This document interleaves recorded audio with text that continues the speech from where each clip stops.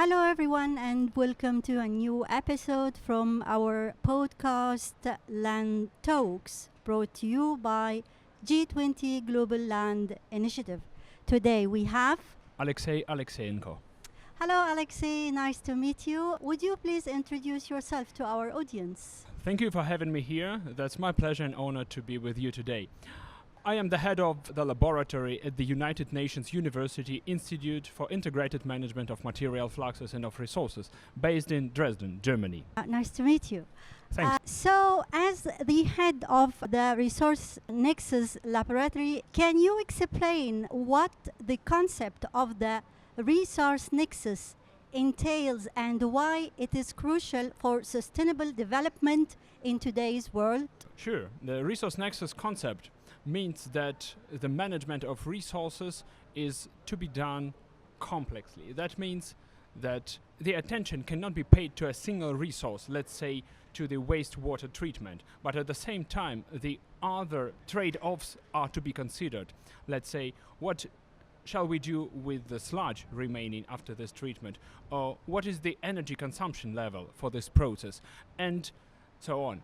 As you see, the resources are interconnected, and for that we'll need this nexus way of thinking.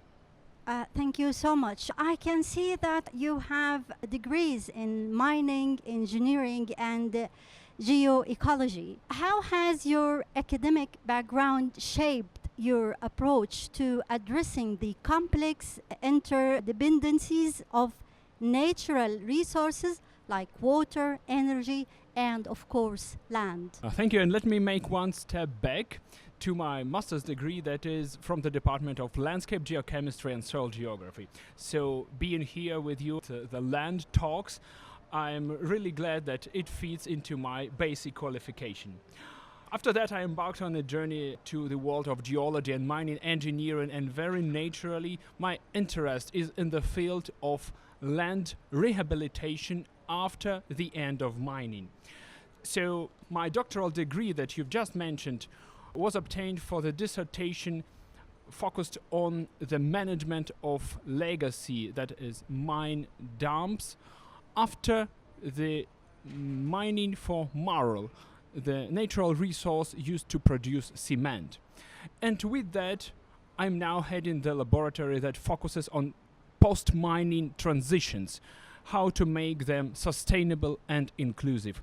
So starting with the soil science and continuing with mining engineering, I'm now working on the last mile of natural resource exploitation in mining areas. This is really interesting. Thank you so much. Let's move to sustainable land management in the context of UNU-FLORES. So how does UNU-FLORES contribute to advancing sustainable land management, and what specific projects or initiatives led by the Resources Nexus Laboratory are making an impact in this area? So at UNU-FLORES, we are working on the matters of soil and land in their interconnectedness with other natural resources, or environmental resources, as we can also name them. With that, we offer our competence and expertise in assessment of lands disturbed or polluted by various technogenic or man-made processes. Let me give you an example. As I'm heading the Resource Nexus laboratory in Lusatia, and Lusatia is one of the largest coal mining regions in Germany and Europe. And there we facilitate the closure of mines and the transition and reimagining of the area. And with that, with our connection to the UN system and to the global community of experts, we offer our suggestions to the policymakers in the region, who may apply them to make the transformation of that area more people-friendly and more nature-friendly. And coming to the second part of your question, last year we started our work with the G20 Global Land Initiative, and one of the significant milestones was achieved in April 2024. We organized the hands-on training for the participants coming from many countries, namely 34 of them, most of them from the global south, coming to Germany, to Dresden, to learn from the experience of post-mining land reclamation of that country. And we are also working on the continued efforts in this direction.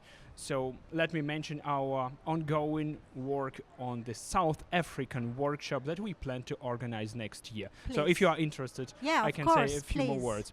Yes, since we are one of the partners of the G20 Global Land Initiative, we pay attention to the presidency of South Africa in the group of 20.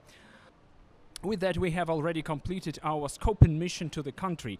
We traveled to that region of Southern Africa. We explored the areas that are currently disturbed by mining operations and that have also already been reclaimed and restored after the end of these activities.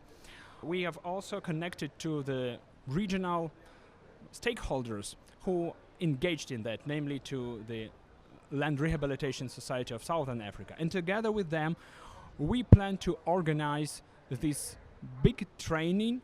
This will be the Pan-African event. So the travel grants are to be offered to the participants from underprivileged regions who will be able to join us and to listen to the experts from both Southern Africa and European countries who are to come to South Africa to share their knowledge and their passion in land restoration. So your career spans mining, environmental management, and resource optimization across different countries and regions.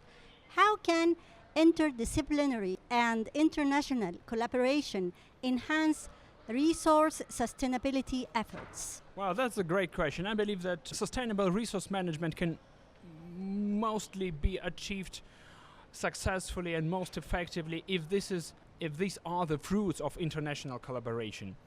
Some 10 years ago we worked in Mongolia, and there I connected to many colleagues coming from various regions to help the country in their transition from the industrial age to the brighter future. And with that we worked on several projects that were aimed at assessing and abating the negative impact of various human operations in the basin of the biggest Mongolian river, Selenga. With that, we performed our works with the field investigations and also with many analysis of samples of soils, sediments, plants, waters, to provide the better understanding of what are the consequences of such processes as placer gold mining, coal mining, mining for metals.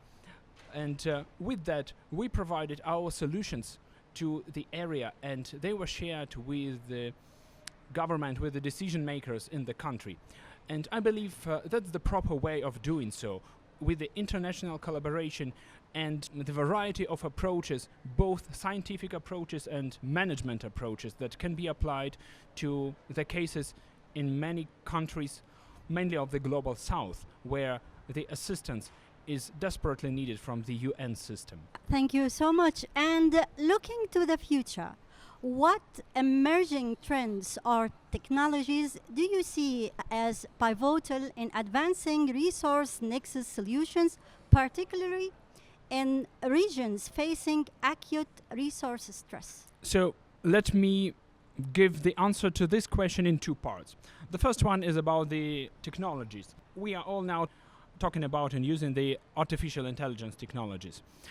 It's not an emerging one, it is rather old, with decades of experience of professionals in the field, but now it's becoming widely accessible. And with that, we as the United Nations University now plan starting the doctoral program aiming at the education of applying the AI technologies via the resource nexus lens.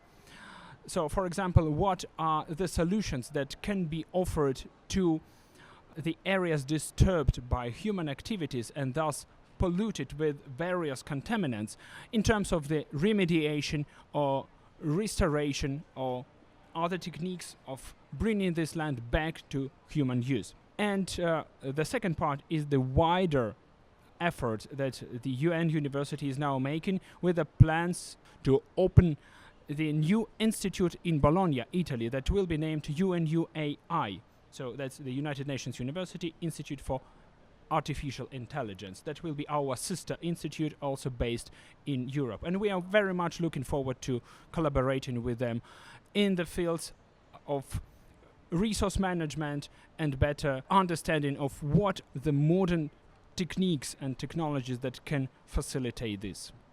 Thank you so much. My final question for you, Dr. Alexey, is what is the one thing that you are sure will happen when anyone restores land in the ecosystem or the landscape they work in? So this question gives me much room for imagination. Please do. And in my dreams, and sometimes they already come true in some regions worldwide, after the end of restoration, we do not simply return to the initial ecosystem offering its services to the nature and the humanity. And we do not simply reuse this area again, let's say, as an industrial hub. But with the Nexus thinking, we reimagine this land and find the optimal balance between the environmental role of the land and the people who live there and who still need to use this land either with their indigenous knowledge or with some new occupation that they may find there. So with that, the ideal scenario of land restoration for me encompasses both the opportunities for the locals and the environmental or green transition that is to happen there. And we see that these are the inevitable changes that come to the industry, and in the sector of land restoration globally, this understanding becomes more and more widespread. So more people think not only of the biological or biome restoration, but also consider the needs of the people. Thank you so much for this interesting interview and for all the information you have shared with us, Dr. Alexey, and stay tuned for more and more episodes from Land Talks. Goodbye for now. Many thanks. It's been my pleasure.